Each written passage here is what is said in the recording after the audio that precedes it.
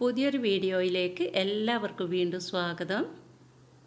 ചപ്പാത്തിയും പൂരിയൊക്കെ എങ്ങനെ ഫ്രിഡ്ജിൽ സ്റ്റോർ ചെയ്ത് വെക്കാമെന്നാണ് ഇന്നത്തെ വീഡിയോയിൽ ഞാൻ കാണിക്കുന്നത്. ഈ ഒരു നോമ്പ് കാലത്ത് പ്രത്യേകിച്ച് ചെറിയ മക്കളൊക്കെ ഉള്ളവരാണെങ്കിൽ അവർക്ക് ഉപകാരപ്പെടുന്നൊരു വീഡിയോ ആണിത്. ഇതുപോലെ നമ്മൾ കുറച്ച് ചപ്പാത്തിയും പൂരിയും അതുപോലെ പത്തിരിയും ഒക്കെ തയ്യാറാക്കിയിട്ട് സ്റ്റോർ ചെയ്ത് വെക്കുകയാണെങ്കിൽ നമുക്ക് ആവശ്യത്തിനനുസരിച്ചിട്ട് രാവിലെ അവർക്ക് ബ്രേക്ക്ഫാസ്റ്റിനോ ഇല്ലെങ്കിൽ ഷുഗർ പേഷ്യൻ്റൊക്കെ ഉണ്ടെങ്കിൽ ഒരാൾക്ക് മാത്രമായിട്ട് വൈകിട്ട് ചപ്പാത്തി വേണമെങ്കിൽ അങ്ങനെയോ ഒക്കെ നമുക്ക് ഫ്രഷായിട്ട് തയ്യാറാക്കി കൊടുക്കാൻ പറ്റും. ഇത് ഏകദേശം ഒരു മാസമൊക്കെ നമുക്ക് സ്റ്റോർ ചെയ്ത് വെക്കാനും പറ്റും. അപ്പോൾ അതെങ്ങനെയാണെന്നാണ് ഇന്ന് ഞാൻ നിങ്ങളുമായിട്ട് ഷെയർ ചെയ്യുന്നത്. വീഡിയോ എല്ലാവരും സ്കിപ്പ് ചെയ്യാതെ കണ്ടു നോക്കുക. ഇഷ്ടപ്പെടുകയാണെങ്കിൽ ഒന്ന് ലൈക്ക് ചെയ്യാൻ മറക്കരുത്. അപ്പോൾ നമുക്ക് നേരെ വീഡിയോയിലോട്ട് പോകാം. ഞാനിവിടെ 1.5 കപ്പ് ഗോതമ്പ് മാവിലോട്ട് 2 ടേബിൾ സ്പൂൺ നൈസായിട്ടുള്ള അരിപ്പൊടിയും 1 ടേബിൾ സ്പൂൺ സൺഫ്ലവർ ഓയിലും ആവശ്യത്തിനുള്ള ഉപ്പും ചേർത്തതിന് ശേഷം സാധാരണ നോർമൽ വാട്ടറിൽ കുഴച്ചെടുത്തതാണ്. ചപ്പാത്തിക്കൊക്കെ കുഴച്ചെടുക്കുന്നത് എല്ലാവർക്കും അറിയായിരിക്കും. അതിനുശേഷം അരമണിക്കൂർ നേരം റെസ്റ്റ് ചെയ്യാൻ വെച്ചതിന് ശേഷം ഞാനിത് ബോൾസാക്കി എടുക്കുകയാണ് ചെയ്യുന്നത്. ആദ്യം 5-8 ചപ്പാത്തിക്കുള്ള ബോൾസ് ഉണ്ടാക്കിയെടുത്തു. ഇനി ഇതുപോലെ ഒരു ചെറുനാരങ്ങ വലുപ്പത്തിൽ പൂരിക്ക് വേണ്ടിയിട്ടും കുറച്ച് ബോൾസാക്കി എടുത്തിട്ടുണ്ട്. ഇനി നമുക്ക് ആദ്യം ചപ്പാത്തി ഒന്ന് പരത്തിയെടുക്കാം. അതിനായിട്ട് കൗണ്ടർ ടോപ്പിലോട്ട് അല്പം മൈദയൊന്ന് സ്പ്രെഡ് ചെയ്തതിന് ശേഷം നമുക്ക് സാധാരണയായിട്ട് ചപ്പാത്തി പരത്തുന്ന എത്രയും വലുപ്പത്തിലാണോ നിങ്ങൾക്ക് വേണ്ടത് അതുപോലെ പരത്തിയെടുക്കാം. ഇതെല്ലാം ഒരുപോലെ റൗണ്ട് ഷേപ്പിൽ വരണമെന്നുണ്ടെങ്കിൽ ഏതെങ്കിലും ഒരു പാത്രത്തിൻ്റെ അടപ്പ് ഉപയോഗിച്ചിട്ട് റൗണ്ട് ഷേപ്പിലൊന്ന് കട്ട് ചെയ്തെടുത്താൽ മതി. ഞാനിപ്പോൾ കട്ട് ചെയ്തൊന്നും എടുക്കുന്നില്ല. അത്യാവശ്യം നല്ല വലിപ്പത്തിലുള്ള ചപ്പാത്തി തന്നെയാണ് ഉണ്ടാക്കിയെടുക്കുന്നത്. പിന്നെ നമ്മൾ ചപ്പാത്തിക്ക് പരത്തിയെടുക്കുമ്പോൾ ശ്രദ്ധിക്കേണ്ട ഒരു കാര്യം, വളരെ തിന്നായിട്ട് പരത്തിയെടുക്കരുത്. അങ്ങനെയാകുമ്പോൾ ചപ്പാത്തി നമ്മൾ ചുട്ടെടുക്കുന്ന ടൈമിൽ അധികമായിട്ട് പൊങ്ങി വരില്ല. അല്പം തിക്നെസ്സോട് കൂടി വേണം നമ്മളിത് പരത്തിയെടുക്കാൻ വേണ്ടിയിട്ട്. അതുപോലെ തന്നെയാണ് പൂരിയുടെ കാര്യവും. തിന്നായിട്ട് പരത്തിയെടുത്ത് കഴിഞ്ഞാൽ ഓയിലിട്ട് കഴിഞ്ഞാൽ അതുപോലെ തന്നെ ഉണ്ടാവും, പൊങ്ങി വരില്ല. അപ്പം ഞാനിവിടെ ഒരു ചപ്പാത്തി പരത്തിയെടുത്തിട്ടുണ്ട്. ചപ്പാത്തി പരത്തിയെടുക്കുന്ന വീഡിയോ ഒന്നും അധികം ഡീറ്റെയിൽ ആയിട്ട് കാണിക്കേണ്ടതില്ല, അതൊക്കെ എല്ലാവർക്കും അറിയാവുന്നതാണ്. അപ്പോൾ ഇതുപോലെ ഞാൻ എല്ലാ ചപ്പാത്തിയും പരത്തിയെടുത്തിട്ട് വരാം. അങ്ങനെ നമ്മുടെ ചപ്പാത്തി ഇവിടെ മുഴുവനായിട്ട് ഞാൻ പരത്തിയെടുത്തിട്ടുണ്ട്. ഇനി നമുക്ക് ആദ്യം ഇതൊന്ന് ചൂടാക്കിയെടുക്കണം.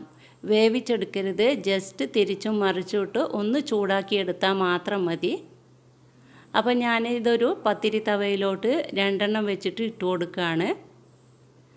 മീഡിയം ടു ലോ ഫ്ലെയിമിലിട്ടിട്ട് ജസ്റ്റ് ഒരു 10 സെക്കൻഡ് കഴിയുമ്പോൾ ഇതൊന്ന് തിരിച്ചിട്ട് കൊടുക്കാം.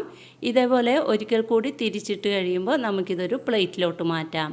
ഇത്രയും മാത്രം കുക്കാക്കി എടുത്താൽ മതി. ഇതിൻ്റെ ആ ഒരു വാട്ടർ കണ്ടൻറ്റ് മാറിക്കിട്ടാൻ വേണ്ടി മാത്രമാണ്.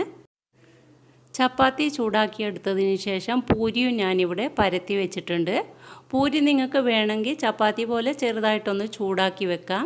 ഞാനിപ്പോൾ ചൂടാക്കാതെ ഡയറക്റ്റായിട്ട് ഒരു എയർ ടൈറ്റ് ആയിട്ടുള്ള കണ്ടെയ്നറിലോട്ട് വെച്ച് കൊടുക്കുകയാണ് ചെയ്യുന്നത്. ഇങ്ങനെ വെക്കുകയാണെങ്കിൽ ഏകദേശം ഒരു 4-5 ദിവസത്തിനകം നമ്മൾ എടുത്തിട്ട് യൂസ് ചെയ്യണം. ഇല്ലെങ്കിൽ തമ്മിൽ ഒട്ടിപ്പോകാൻ ചാൻസ് ഉണ്ട്. ചൂടാക്കി വെക്കുകയാണെങ്കിൽ ഏകദേശം നമുക്കൊരു 2-3 ആഴ്ചയൊക്കെ ഫ്രിഡ്ജിൽ സ്റ്റോർ ചെയ്ത് വെക്കാൻ പറ്റും. ഞാനിതിപ്പോൾ നിങ്ങൾക്ക് കാണിച്ചു തരാൻ വേണ്ടി മാത്രമാണ് വീഡിയോ ചെയ്യുന്നത്. അതുകൊണ്ട് തന്നെ 2-3 ദിവസത്തിനകം ഞാൻ ഈ പൂരിയും ചപ്പാത്തിയും എടുത്തിട്ട് ഉപയോഗിക്കും.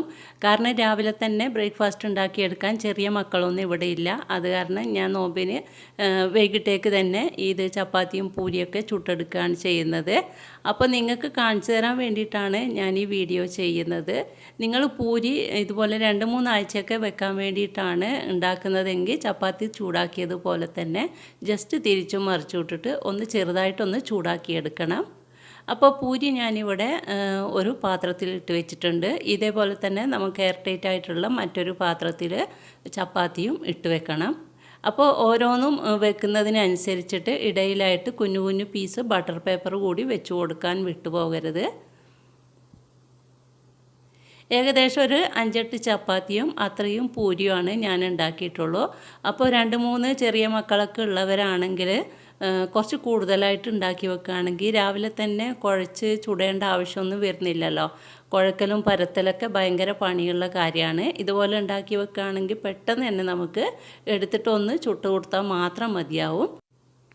അപ്പോൾ 3 ദിവസത്തിന് ശേഷം ചപ്പാത്തിയും പൂരിയും ഞാൻ ഫ്രീസറിൽ നിന്നും പുറത്തെടുത്തിട്ടുണ്ട്. ഇതിപ്പോൾ നന്നായിട്ട് കട്ടയായിട്ടാണ് ഉള്ളത്. മിനിമം ഒരു മണിക്കൂർ മുമ്പെങ്കിലും നമ്മൾ ഫ്രിഡ്ജിൽ നിന്നും പുറത്തെടുത്ത് വെക്കാൻ വേണ്ടിയിട്ട് പ്രത്യേകം ശ്രദ്ധിക്കാം. ഇനി നന്നായിട്ടൊന്ന് തണുപ്പൊക്കെ പോയതിന് ശേഷം നമുക്ക് ആദ്യം ചപ്പാത്തി ചുട്ടെടുക്കാം. ഇത് എത്രത്തോളം പൊങ്ങി വരുന്നുണ്ടെന്ന് നിങ്ങൾക്ക് ഞാൻ കാണിച്ചു തരാം. ഒരു പ്രശ്നവും ഉണ്ടാവില്ല. നമ്മൾ തണുത്ത അതേപോലെ തന്നെ ചുട്ടെടുക്കരുത്. അങ്ങനെയാകുമ്പോൾ പെട്ടെന്ന് കരിഞ്ഞു പോവും. ഇതിൻ്റെ ഈ ഒരു ഐസ് ആയിട്ടുണ്ടാവുമല്ലോ, ആ തണുപ്പൊക്കെ ഒന്ന് മാറി നോർമൽ സ്റ്റേജിലെത്തിയാൽ മാത്രം നമ്മൾ ചുട്ടെടുക്കുക. കണ്ടല്ലോ, ചപ്പാത്തിയൊക്കെ നന്നായിട്ട് തന്നെ പൊങ്ങിക്കിട്ടും.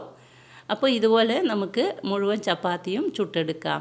ഞാനിപ്പോൾ ഒരു 3 ദിവസത്തിന് ശേഷമാണ് ഇത് ഉപയോഗിക്കുന്നത്. ഇതുപോലെ നിങ്ങൾക്ക് ആവശ്യമുള്ളത് എത്ര ആവശ്യമുണ്ടോ അത് എടുത്തതിന് ശേഷം ബാക്കിയുള്ളത് അപ്പോൾ തന്നെ നമ്മൾ എയർ ടൈറ്റായിട്ട് അടച്ചിട്ട് ഫ്രീസറിൽ തന്നെ സൂക്ഷിക്കാൻ വിട്ടുപോകരുത്. കണ്ടല്ലോ, നന്നായിട്ട് തന്നെ ചപ്പാത്തി പൊങ്ങി വരുന്നുണ്ട്. അപ്പോൾ മുഴുവൻ ചപ്പാത്തിയും ഞാൻ ഇതുപോലെ ചുട്ടെടുക്കട്ടെ. ഞാനിപ്പോൾ ഉണ്ടാക്കിയ മുഴുവൻ ചപ്പാത്തിയും ചുട്ടെടുത്തിട്ടുണ്ടായിരുന്നു. കാരണം 5-8 ചപ്പാത്തി മാത്രമാണ് ഞാൻ ഉണ്ടാക്കിയത്. ഞാൻ നേരത്തെ പറഞ്ഞല്ലോ, വീഡിയോ കാണിച്ചു തരാൻ വേണ്ടി മാത്രമാണ് ഞാനിപ്പോൾ ഉണ്ടാക്കിയിരിക്കുന്നത്. അപ്പോൾ മുഴുവൻ ചപ്പാത്തിയും ചുട്ടെടുത്തതിന് ശേഷം ഇതുപോലെ ഒരു ചൂട് പാത്രത്തിലോട്ട് മാറ്റുന്നുണ്ട്. ഇനി നമുക്ക് ഇതുപോലെ തന്നെ പൂരിയും ചുട്ടെടുത്ത് നോക്കാം. എത്രത്തോളം പൊങ്ങി വരുന്നുണ്ടെന്ന് നിങ്ങൾക്ക് കാണാമല്ലോ.